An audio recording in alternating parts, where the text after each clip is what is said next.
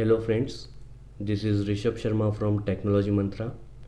आज का हमारा टॉपिक है लूपिंग स्टेटमेंट। तो फ्रेंड्स, सबसे पहले हम देखते हैं कि आखिर लूपिंग होता क्या है। सो यदि मैं आपसे कहूँ कि आपको स्क्रीन पर डिस्प्ले करना है हेलो, तो आप इसके लिए क्या करेंगे। आप जानते हैं, आप प्रिंट एफ के अंदर कोई भी स्ट्रिंग लिखते हैं तो स्क्रीन पर वो प्रिंट हो जाती है, डिस्प्ले हो जाती है। तो ये एकदम सिंपलेस्ट एग्जांपल है। पर यदि मैं आपसे कहूँ कि आपको ये जो हेलो प्रिंट करना है, ये 100 टाइम्स प्रिंट करना है, 100 बार इसको आपको स्क्रीन पर डिस्प्ले करना है, तो इसके लिए आप क्या करेंगे। प्रिंट एफ हेलो ऐसा करते करते आप क्या 100 बार लिखेंगे। पर ये तो एक प्रकार से देखा जाए तो यूटिलाइजेशन हुआ ही नहीं। हम क्या चाहेंगे कि हम इंस्ट्रक्शन दे दें कंप्यूटर को कि आप 100 बार जो है इसको लिखें, तो वो इंस्ट्रक्शन को फॉलो करके कंप्यूटर खुद रिपीट करे उस टास्क को। हम ऐसा चाहेंगे, हम ये नहीं चाहेंगे कि हम खुद जो है 100 बार प्रिंट एफ हेलो लिखें। तो इस टाइप की जब हमारे पास सिचुएशन आती है, जब हम कंप्यूटर को इंस्ट्रक्शन देना चाहते हैं कि किसी पर्टिकुलर टास्क को या सी लैंग्वेज के किसी पर्टिकुलर स्टेटमेंट को बार बार रिपीट किया जाए, किसी कंडीशन के बेसिस पर बार बार रिपीट किया जाए, तो हम लूपिंग स्टेटमेंट का उपयोग करते हैं। तो इस एग्जांपल में हमने देखा कि यदि हम हेलो को 100 बार प्रिंट करना चाह रहे हैं, तो हम 100 बार प्रिंट एफ नहीं लिखेंगे कोडिंग में, हम लूपिंग स्टेटमेंट का यूज़ करेंगे। वो कैसे करते हैं वो हम आगे देख रहे हैं। पर अभी बेसिक हम यूजर्स समझ रहे हैं कि एक्चुअली लूपिंग का उपयोग क्या है। तो यदि हम 100 बार इसको प्रिंट करना चाह रहे हैं तो हम इंस्ट्रक्शन दे देंगे और वो बार बार लूप होता रहेगा। इसी टाइप से आप देखिए नेक्स्ट एग्जांपल में, यदि हम 1 से लेके 100 तक डिजिट्स को डिस्प्ले करना चाह रहे हैं स्क्रीन पर, तो इसका एक तरीका तो ये है कि आप इस टाइप से लिखिए print F 1, print F 2, print F 3, ऐसा करते करते प्रिंट एफ 100। तो क्या इसमें आपने कंप्यूटर का यूटिलाइजेशन किया? बिल्कुल भी नहीं, क्योंकि ये तो आपका मेहनत का काम हो गया। आप खुद जो है इतनी बार लिख रहे हैं। अब बाई चांस यदि ये 1000 टाइम्स होता तो आपको 1000 बार लिखना रहता। सुबह से लेकर शाम तक आप प्रोग्राम बनाते रहते। तो हम ये चाह रहे हैं कि हमको एक लिमिट पता हो कि हमको कितने टाइम्स जो है रिपीट करवाना है टास्क। यदि हमको ये पता है तो हम इंस्ट्रक्शन दे देंगे कंप्यूटर को कि इतने टाइम्स जो है आप टास्क को रिपीट कीजिए। तो only 3 to 4 lines of code हमको लिखना रहेगा, उससे हम इंस्ट्रक्शन दे पाएंगे। तो ये जो आपको 100 टाइम प्रिंट एफ लिखने का था, ये आपको नहीं लिखना है। ओनली 3 लाइन्स ऑफ कोड में आप इंस्ट्रक्शन दे देंगे कंप्यूटर को कि आप इतने टाइम्स जो है इस स्टेटमेंट को रिपीट कीजिए। तो लूपिंग स्टेटमेंट देखा जाए तो 3 टाइप्स के होते हैं। एक होता है फॉर लूप, एक होता है वाइल लूप, एक होता है डू वाइल लूप। और बेसिकली देखा जाए तो 2 ही टाइप्स के होंगे जो अलग अलग है। जैसे एक है फॉर लूप, इसकी एक अलग ही विशेषता है, वो हम आने वाले लेक्चर्स में देख रहे हैं। और वाइल लूप जो है उसकी एक अलग विशेषता है। मतलब यह है कि दोनों लूपिंग कंडीशन का उपयोग अलग अलग जगह पर होगा, पर टास्क वही है, बार बार रिपीट करवाना, बार बार लूप करवाना। और ये जो डू वाइल लूप है, ये वाइल लूप का जस्ट ब्रदर है।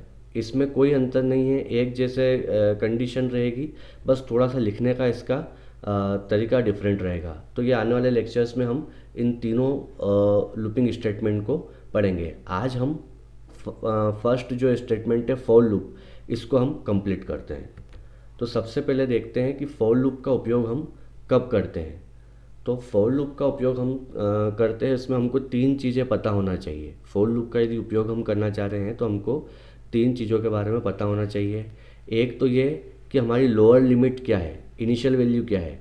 मान लो अभी मैंने जो एग्जांपल दिया था उसमें मैंने बोला था कि मुझको 1 to 100 जो है डिजिट्स को प्रिंट करना है।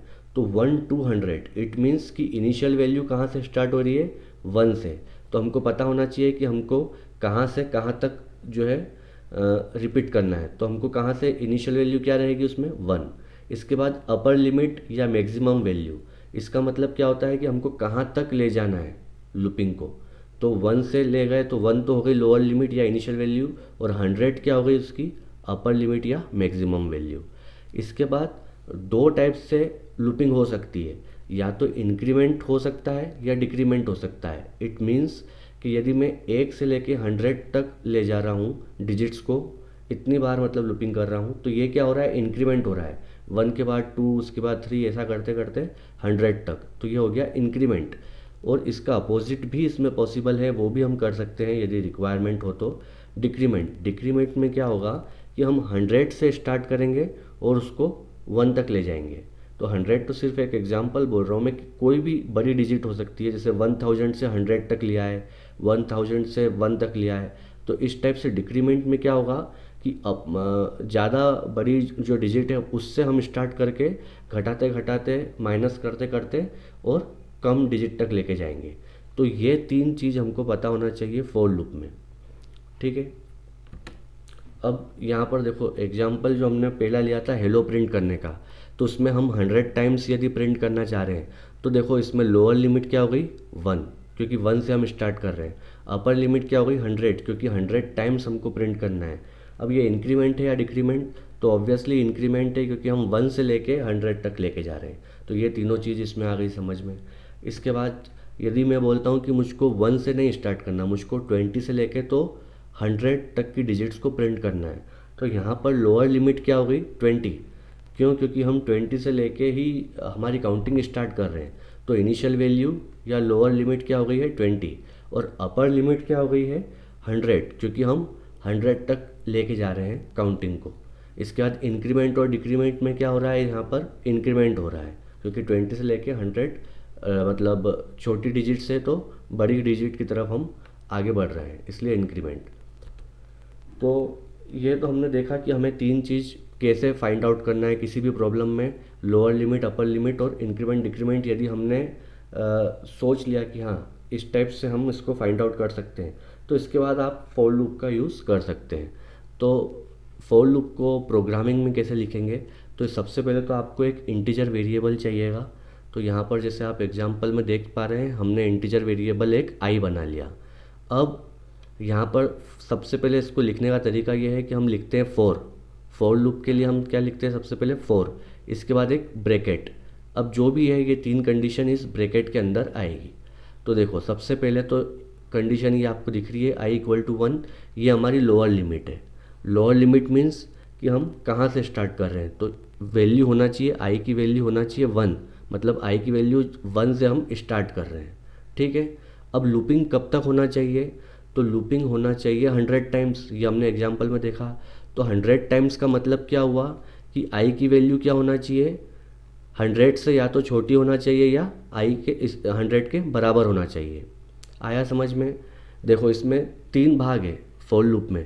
पहले सबसे पहले लोअर लिमिट लिखी है, इसके बाद एक सेमीकोलन लगा है, इसके बाद अपर लिमिट लिखी है, इसके बाद एक सेमीकोलन लिखा है, इसके बाद इंक्रीमेंट या डिक्रीमेंट ये लिखा हुआ है।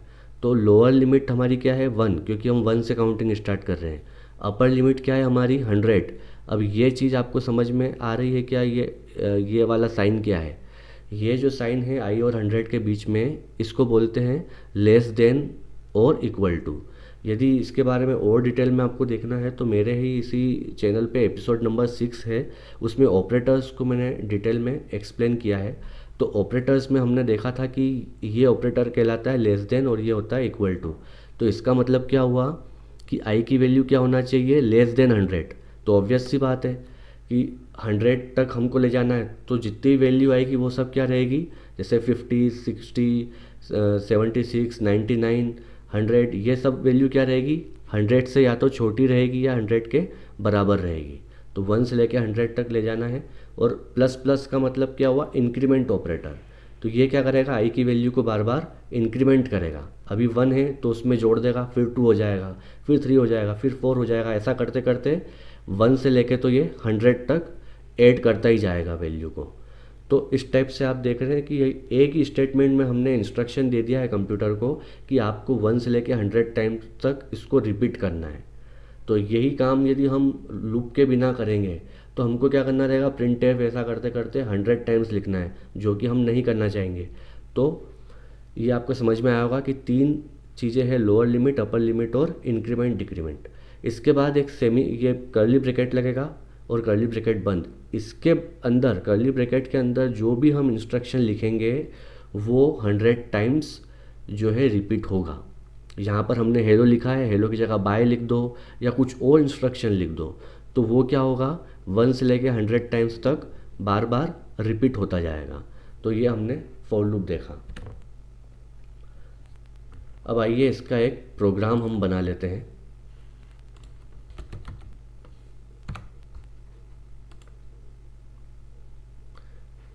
प्रोग्राम के थ्रू इसको समझ लेते हैं कि फॉर लूप का यूज़ हमको कैसे करना है।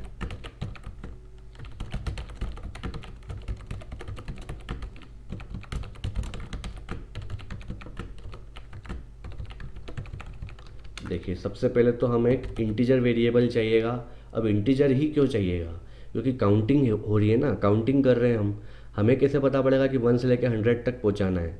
तो स्ट्रिंग तो है नहीं, 1 से लेकर 100 तक ये डिजिट्स है, तो ये क्या है, इंटीजर है। इसलिए हमको काउंटिंग के लिए ये एक वेरिएबल बनाना है। और ऐसा भी ज़रूरी नहीं है कि आप आई बनाओ, यहाँ पर कुछ और नाम भी आप देना चाहो तो दे सकते हैं, पर बेसिकली आप अधिकतर बुक्स में आई देखेंगे, तो इसलिए अच्छा है यदि आप इसी तरीके से याद रखें इसको। इसके बाद CLR एक फंक्शन लगा दिया क्लियर स्क्रीन के लिए।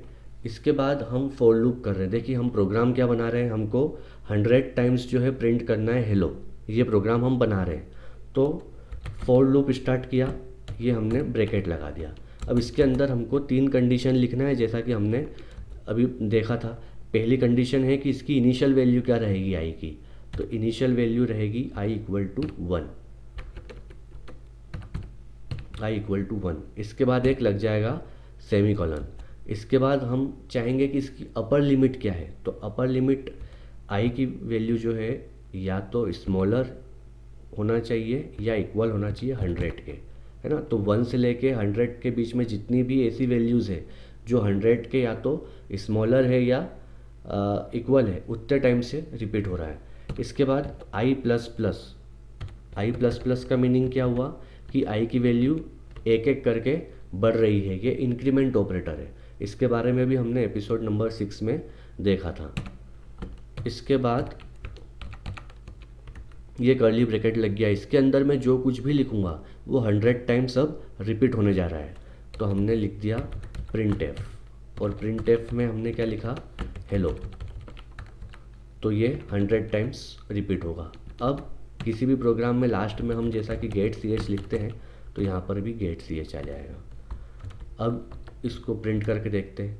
देखिए, आप स्क्रीन पर देख पा रहे हैं हेलो जो है 100 टाइम्स प्रिंट हुआ है, पर इसमें एक प्रॉब्लम है, ये एक साथ वर्ड इतने सारे लिखे हुए हैं एक साथ। हम क्या चाहेंगे कि एक एक करके 1 बाय 1 प्रिंट हो, तो उसके लिए क्या किया जाए। तो ये भी हम प्रीवियस एपिसोड आपने गौर से देखे होंगे, तो हमने ये चीज़ भी की हुई है कि जब हमको लाइन ब्रेक देना है, इट मीन्स हमें नेक्स्ट लाइन पर कोई स्टेटमेंट ले जाना है, तो हम बैकस्लैश लगाते हैं और साथ में एन लिख देते हैं। तो अब देखिए इसका आउटपुट, ये 100 टाइम्स जो है हेलो लिखा हुआ आ रहा है। अब ये आप बोलेंगे 100 टाइम्स दिख क्यों नहीं रहा है, तो इसका ये है कि स्क्रीन के यहाँ ऊपर तक आ रहा है इसका डिस्प्ले, तो वो ऑब्वियस है कि ये एक ही स्क्रीन पर इतने 100 टाइम्स दिखेंगे नहीं, तो इसलिए ये इस टाइप से दिख रहा है। अब एक अदर एग्जांपल भी हम देख लेते हैं। इसमें हम क्या करेंगे, अभी तो हमने कोई भी एक स्ट्रिंग प्रिंट करी है, हेलो प्रिंट किया है। यदि हम डिजिट्स प्रिंट करना चाह रहे हैं, काउंटिंग हम कर रहे हैं ना 1 से लेकर 100, तो गिनती हम लिखना चाह रहे हैं कि 1 से लेकर 100 तक की जितनी भी डिजिट्स है उसको आप स्क्रीन पर प्रिंट करो। तो हम क्या करेंगे, तो आप देख रहे होंगे यहाँ पर i की वैल्यू जो है वो 100 टाइम्स बढ़ रही है, तो क्यों ना हम i की वैल्यू को स्क्रीन पर प्रिंट कर दें। तो एक एक करते करते करते वो 1 से लेकर 100 तक प्रिंट कर देगा। तो i की वैल्यू प्रिंट करना है, तो i कैसी वैल्यू है, एक इंटीजर वैल्यू है, तो इंटीजर वैल्यू के लिए हमेशा %d लगता है। इसके बाद कॉमा लगाया और वेरिएबल का नाम i। तो ये क्या करेगा, i की वैल्यू को स्क्रीन पर प्रिंट कर देगा। पर यहाँ पर एक समस्या वही है जो आएगी अभी, कि लाइन ब्रेक देना पड़ेगा ताकि हम नेक्स्ट लाइन पर उसको देख पाए।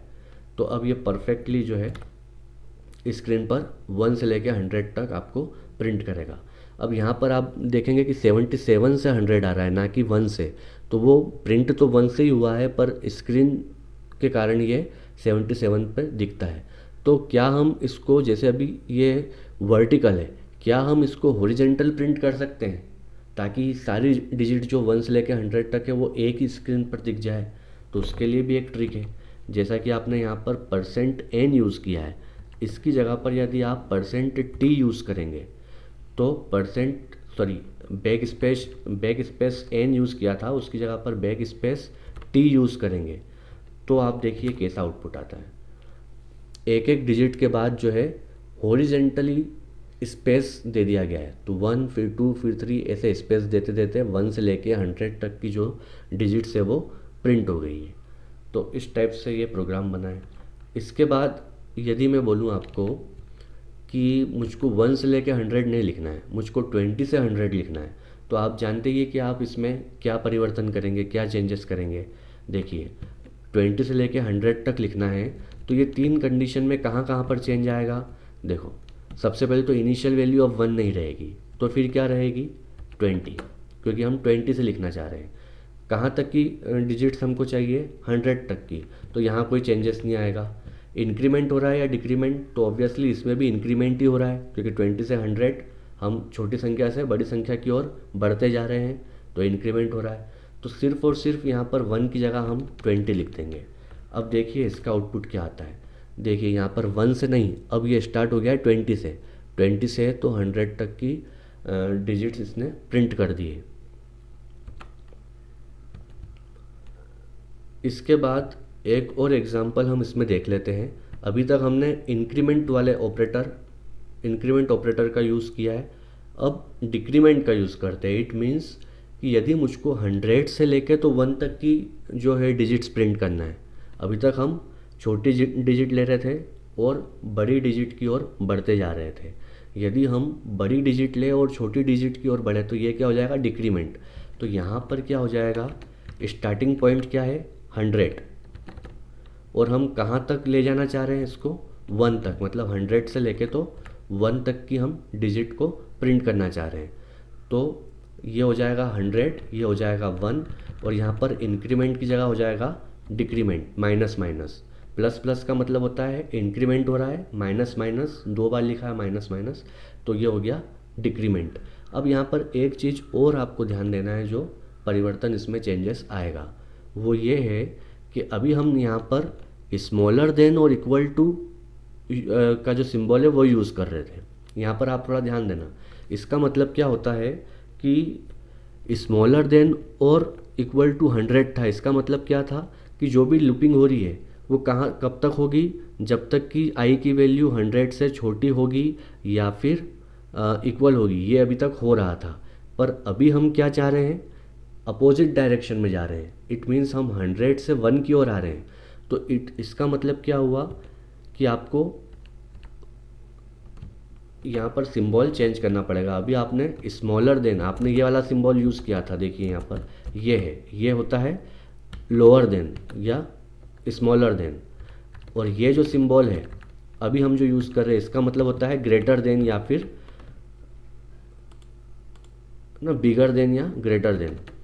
तो इसका मतलब क्या हो गया कि आई की वैल्यू जो है 100 से लेके तो आपको 1 तक ले जाना है। तो 1 तक कब तक ले जाना है, जब या तो वैल्यू जो है 1 से बड़ी होगी या फिर 1 के बराबर होगी। तो आप गिन के देख लीजिए, 100 से तो 1 तक जाएंगे तो जितनी भी डिजिट आएगी वो क्या होगी 1 से बड़ी होगी। 99 98 ऐसा करते करते करते आप 2 तक भी आ गए तो वो डिजिट क्या होगी 1 से बड़ी होगी। इसके बाद इक्वल 1 लगाया, इसका मतलब क्या हुआ कि हम 1 तक लेके जा रहे हैं। और यदि 1 से छोटी हो गई, मतलब आप 0 पे चले गए या फिर -1 तक चले गए, तो फिर ये लूप बंद हो जाएगा। तो ये इस टाइप से आप प्रिंट करके देखिए। 100 से स्टार्ट होगी काउंटिंग और कहाँ तक जाएगी 1 तक जाएगी। तो आप इस पर्टिकुलर सिंबल पर यहाँ पर फोकस करें, क्योंकि यही है इसमें खास कि ग्रेटर देन का उपयोग कब करना है और लोअर देन का उपयोग, स्मॉलर देन का उपयोग कब करना है। तो यदि इसमें आप थोड़ा सा कन्फ्यूज़न फील करते हैं तो आप कमेंट बॉक्स में लिख सकते हैं, मैं इसके बारे में और आपको डिटेल में बता दूंगा। अब फ़िलहाल एक एक्सरसाइज मैं आपको देता हूँ, जो आप देखें कि आप इस प्रोग्राम को कैसे बनाएंगे, और फिर इसका जो भी सॉल्यूशन है वो आप कमेंट बॉक्स में लिखिए। फॉर लूप के थ्रू ही ये प्रोग्राम बनेगा। तो आपको बनाना ये है प्रोग्राम कि एक ऐसा प्रोग्राम बनाओ जिसमें यूज़र से आप सबसे पहले बोलोगे कि राइट अ नंबर। अब मान लो उसने लिखा 5, तो आपको क्या करना है कि 1+2+3+4+5, ये जितना इसका आंसर आएगा वो आपको स्क्रीन पर डिस्प्ले करना है। इसका मतलब क्या है, आपको समेशन निकालना है। यदि यूज़र ने बोला कि 5 इज़ द नंबर, मतलब 5 तक आप समेशन निकालो, तो 1 से लेकर 5 तक जितनी भी डिजिट है उन सबको आपको एडिशन करते हुए जाना है, और उसका जो भी सॉल्यूशन आएगा वो आपको स्क्रीन पर डिस्प्ले करना है। अब इस टाइप का एक प्रोग्राम आप बना के देखें यदि आपसे बनता है, वरना नेक्स्ट एपिसोड में इसको हम कवर करते हैं। Thank you friends, please subscribe my channel.